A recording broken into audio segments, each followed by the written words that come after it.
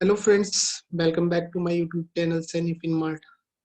आज मैं आपके लिए लेकर आया हूँ टीडीएस का एक नया सेक्शन जो कि रिसेंट बजट 2021 में इंट्रोड्यूस किया गया है।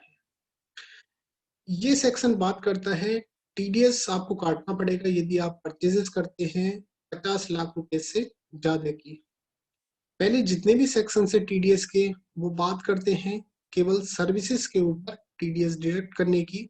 परचेज के ऊपर पहले टीडीएस नहीं करता था, लेकिन ये सेक्शन बात करता है कि आपको अब टीडीएस काटना पड़ेगा यदि आप गुड्स परचेज करते हैं। तो इस सेक्शन की क्या लिमिट होगी, किस नेचर की परचेजेस पर ये अप्लाई होगा, क्या रेट होगा टीडीएस का, ये सब मैं इस वीडियो में डिस्कस करूंगा।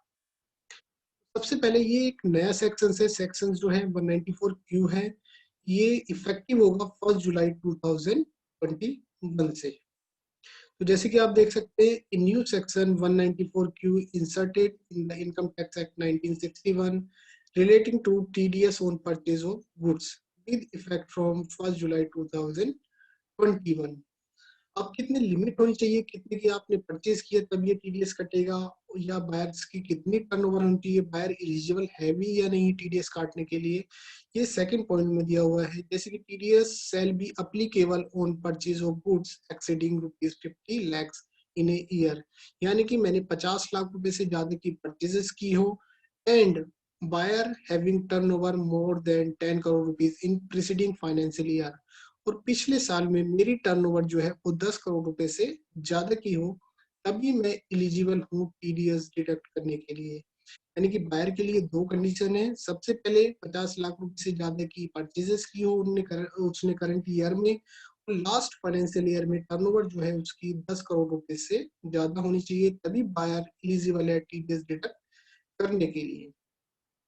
अभी टीडीएस मेरे को काटना कब है? The amount will be deducted on earlier of the following: credit of such sum to the account of seller or at the time of payment. दोनों में से जो पहले हो जाएगा मेरे को टीडीएस उस समय काटना पड़ेगा। रेट क्या होगा टीडीएस का? टीडीएस का रेट होगा 0.1%। यदि सेलर जो पैन की डिटेल्स प्रोवाइड नहीं करता है तो 5% टीडीएस डिडक्ट कर लिया जाएगा। The rate of TDS will be 0.1%। If seller does not provide PAN details, TDS will be deducted at the rate of 5%।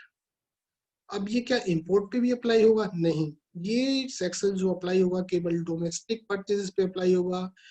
अगर आप पेमेंट कर रहे हैं रेसिडेंट यानी कि रेजिडेंट को, यानी कि एनआरआई पे अब सेक्शन अप्लाई नहीं होगा। The TDS shall be deducted only on domestic purchases. अगर अब मैं बात करूँ नॉन अप्लीकेबिलिटी की, यानी कि कहाँ पर ये सेक्शन अप्लाई नहीं होगा, यदि हम जो टीडीएस है वो किसी और सेक्शंस में इनकम टैक्स के डिडक्ट कर रहे हैं या उन परचेज पे टीसीएस अप्लाई कर रहे हैं, वहां पर ये सेक्शन अप्लाई नहीं होगा। सबसे पहले the provision of this section shall not apply to a transaction in following cases: tax is deductible under any of the provision of this act. दूसरा, tax is deductible under the provision of section 206C। यानी कि 206 जो सी जो है वो इस TCS की बात करता है डिफरेंट डिफरेंट आइटम्स पर। अगर वहां पे टीसीएस अप्लाई हो रहा है तो मैं टीडीएस डिडक्ट नहीं करूंगा। Other than, main important point is other than a transaction to which subsection 1H of section 206C applies.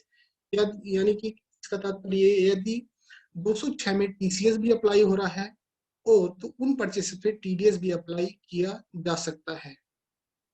यानी कि टीसीएस और टीडीएस दोनों एक ही ट्रांजैक्शन पर अप्लाई हो सकते हैं।